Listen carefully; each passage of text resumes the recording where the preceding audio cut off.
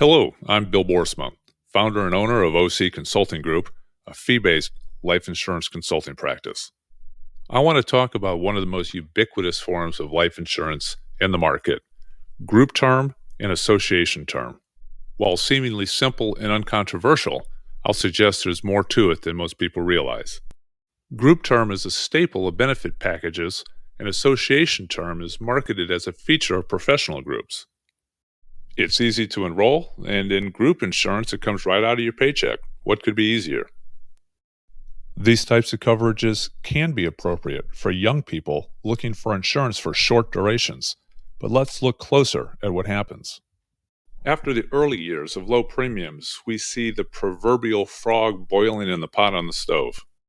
With one of the more popular association plans, at age 45, the premiums triple over the prior 5 years.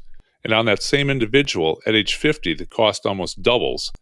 And then it increases by 90% at age 55 and continues to increase by approximately 90% every year up until the age 75 when the coverage gets cut by 50%.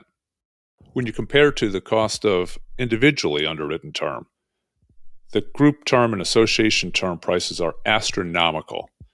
And the people who figure that out later are shocked by what they've been paying. When you think about it, it has to be this way.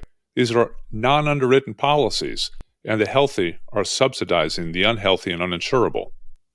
Much of this coverage is tied to employment and association membership, and portability options are very limited.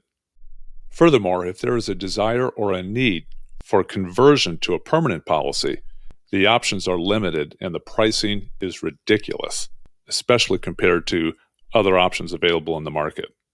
If you can favorably qualify for individually underwritten coverage, not only will the premiums be lower and stay lower for a longer period of time, you're going to have access to much better products. If the premium savings alone aren't enough, let me share with you a story of a family friend. My mother called and asked me to talk to the wife, who is soon going to be a widow.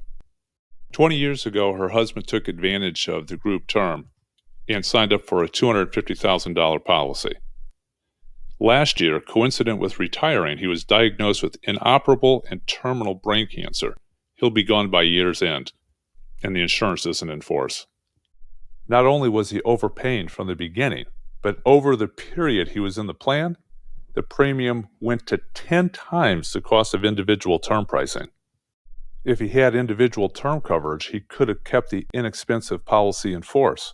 And if he wanted to convert it, he could have to a quality product guaranteed for life for $4,500 a year that he probably could have funded much less than that.